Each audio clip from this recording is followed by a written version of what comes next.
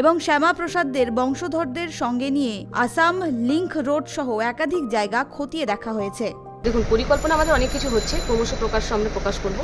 আমরা সমস্ত কিছু আগে ম্যাপিং পরিকল্পনাগুলো করে নিই, তারপরে নিশ্চয়ই আপনাদেরকে জানাবো। পরিবারের সদস্য দেখুন ওখানে যে আছে দীপান্বিতা যে আছে মুখার্জি, ও হচ্ছে আমার বান্ধবী, তো ন্যাচারালি আমার সঙ্গে খুব ভালো সম্পর্ক ওরা এসেছিল, ওদের সঙ্গে কথা হয়েছে। কালকে রাতেও আমি ওর সঙ্গে অনেকক্ষণ গল্প করেছি, কথা বলেছি। আজকেও শুনি ম্যাপিং চলছে, অলরেডি আমরা অনেকটা দূর এগিয়ে গেছি, আগামী দিনে আমাদের ওই বাড়ি ভাবছে স্ট্রাকচার, জমি পরিমাপ করা হলো, বাড়ির স্ট্রাকচার কতটা আছে সেইগুলো পরিমাপ করা হলো।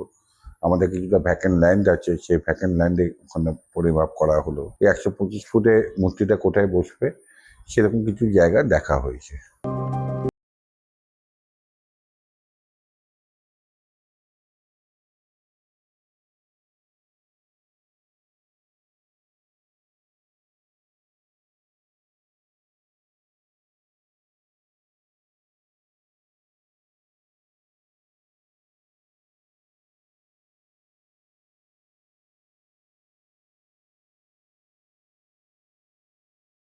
যুক্ত করা হয়েছে।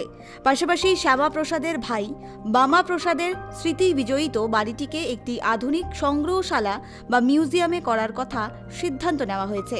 এলাকায় প্রস্তাবিত শ্যামাপ্রসাদ মিনি বন্দরের পাশাপাশি এই নতুন অডিটোরিয়াম এবং সুবিশাল মূর্তি বালাগড়ের সামগ্রিক অর্থনৈতিক পরিকাঠামোকে সম্পূর্ণ বদলে দেবে বলেই আশাবাদী ওয়াকিবহাল মহল। 125 ফুটের মূর্তি 200 কোটি টাকা বরাদ্দ করে যে তৈরি করা হবে, এতে আমাদের জিরাট এলাকার সমস্ত অধিবাসীদের খুবই গৌরবের, এটা আমার কাছেও একটা গৌরবের।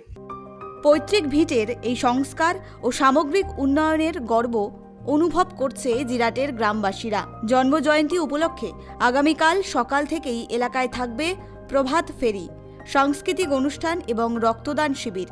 আর দুপুরের পর ভার্চুয়াল মাধ্যমে এই অনুষ্ঠানের প্রধান অতিথি হিসেবে উপস্থিত থাকবেন রাজ্যের মুখ্যমন্ত্রী শুভেন্দু অধিকারী সহ একাধিক শীর্ষ নেতৃত্ব।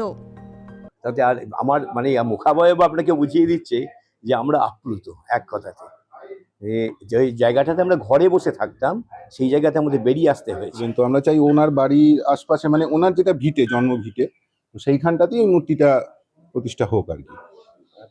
এলাকা অনেক উন্নতি হবে। এখানে একটা গার্লস স্কুল রয়েছে, এটা যদি মডেল স্কুল করা হয়, হ্যাঁ, তো পার্শ্ববর্তী এলাকা বিভিন্ন ধরনের আমাদের হসপিটাল রয়েছে, জিরাট হসপিটাল, সেটাকেও একটু উন্নতি করা। নিয়ে রাখা ভালো যে মুখ্যমন্ত্রী ও প্রধানমন্ত্রী, কারণ ডবল ইঞ্জিন সরকার কিন্তু এই মুহূর্তে রাজ্যে বর্তমান, তারা যেভাবে এগিয়ে নিয়ে যাচ্ছেন, তাদের প্রতিশ্রুতি যেভাবে রাখছেন, তাতে কিন্তু পশ্চিমবঙ্গ তথা ভারতবর্ষের বুকে কিন্তু নাম তুলতে চলেছে বলাগড়।